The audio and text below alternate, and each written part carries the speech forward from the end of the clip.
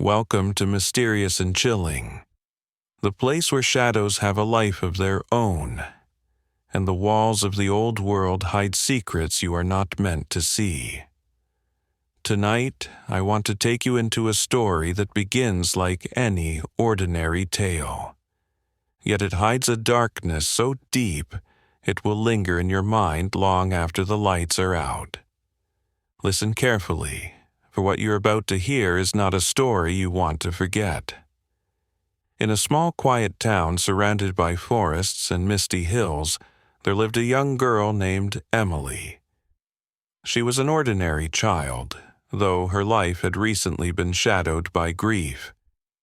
Her grandmother, a woman who had always seemed to understand things that were hidden from ordinary eyes, had passed away. Emily missed her deeply, but her grandmother left her with a warning, one that seemed strange, even for someone who often spoke of old stories and old spirits. "Never touch the red doll in the attic," her grandmother whispered on her deathbed. "Never, Emily. Some things are better left alone." Emily nodded at the time, though curiosity had already taken root in her heart. Her grandmother's voice, soft but urgent, haunted her thoughts, and yet, as the days passed, she found herself unable to resist the pull of the forbidden. The house itself seemed alive in ways she hadn't noticed before. The floorboards creaked in rhythm with her heartbeat. The shadows in the corners of each room seemed longer and darker, and the attic door, old and swollen with years, seemed to wait. One rainy afternoon, driven by a mixture of boredom and fascination, Emily climbed the narrow stairs to the attic. The air was thick with dust, the kind that made the sunlight streaming through the small window appear hazy and golden. There, amidst old trunks and forgotten furniture, she saw it. A doll dressed in red, its eyes glassy and dark, its stitched smile unnervingly lifelike. The doll seemed aware. She reached out, her fingers trembling as they brushed the soft fabric. The doll's eyes seemed to glint, as if in response to her touch. Emily picked it up, her heart racing, feeling a strange warmth emanating from the tiny figure. She didn't know why, but a shiver ran down her spine, one that whispered both fear and fascination. That evening, Emily's mother returned home from work, but something was terribly wrong.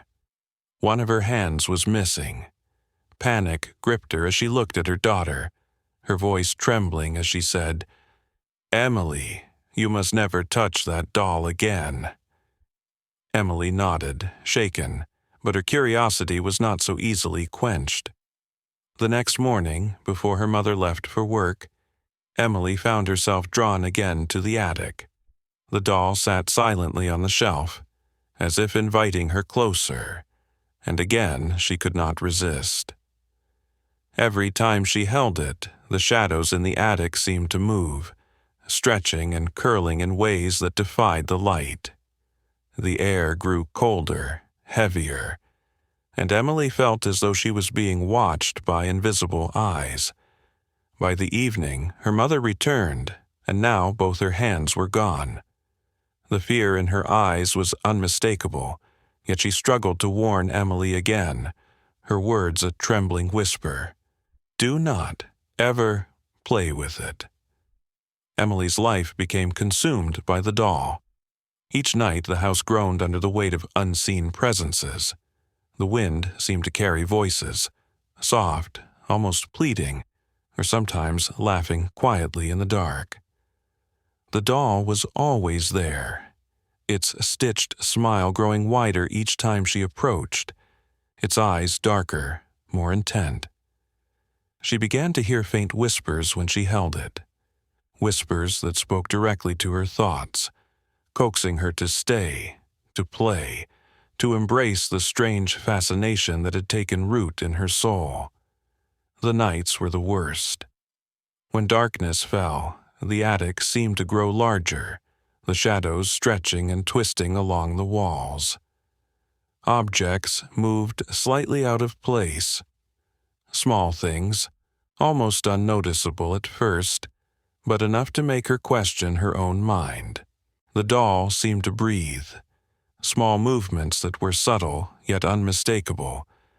Emily's heart pounded each time she climbed the stairs, but still, the pull was irresistible. One night, as a storm raged outside, lightning flashing through the attic window, Emily awoke to a sound that made her blood run cold. The floorboards above her creaked in a slow, deliberate rhythm.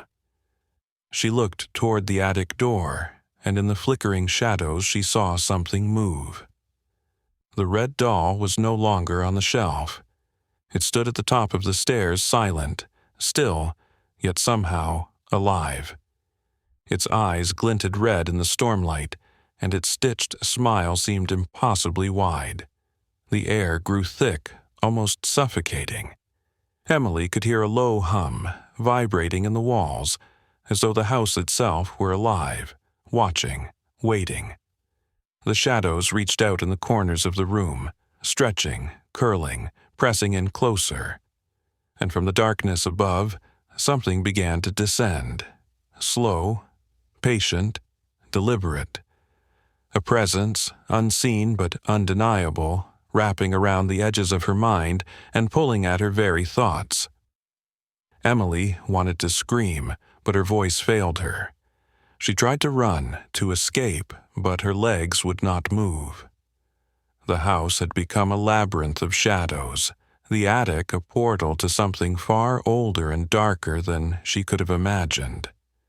Every warning her grandmother had given her, every whispered plea, every tremor of fear in her mother's voice now made sense.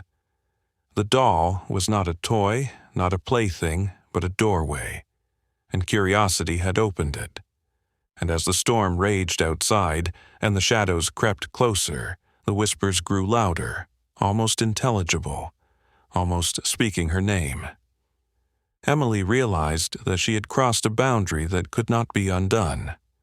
The red doll was not merely a piece of fabric and stitches.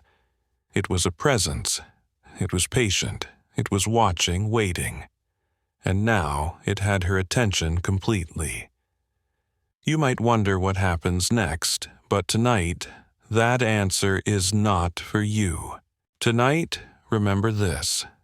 Some warnings are not to be ignored. Some curiosities carry a cost too high to pay. Some things are meant to remain untouched. Before you close your eyes tonight, listen to the creaks around your own home. Watch the shadows dance along the walls. And remember, sometimes what you think is stillness is only waiting. As the nights passed, Emily's world grew stranger. The red doll no longer simply sat on the shelf. Its eyes followed her everywhere, even in rooms where it could not be. Sometimes she would wake to find it in places she had never left it. A chair in the corner, the edge of her bed, or even perched on the windowsill, staring at the dark forest outside. Neighbors began to whisper. Strange lights flickered in the attic, shadows moving behind the small windows. Dogs barked at nothing, and the wind carried voices that seemed almost human.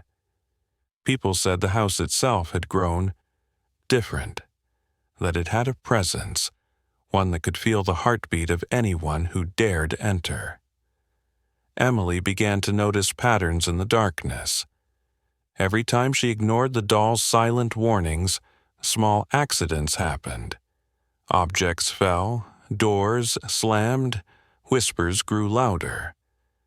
And every time she returned it to the attic, a quiet sigh would echo through the house, as though the walls themselves were relieved for a while. Some nights she thought she could hear her grandmother's voice, faint and trembling, warning her again. But it was never clear whether it was real or just the echo of fear in a lonely girl's heart. And then, one day, A neighbor's cat disappeared.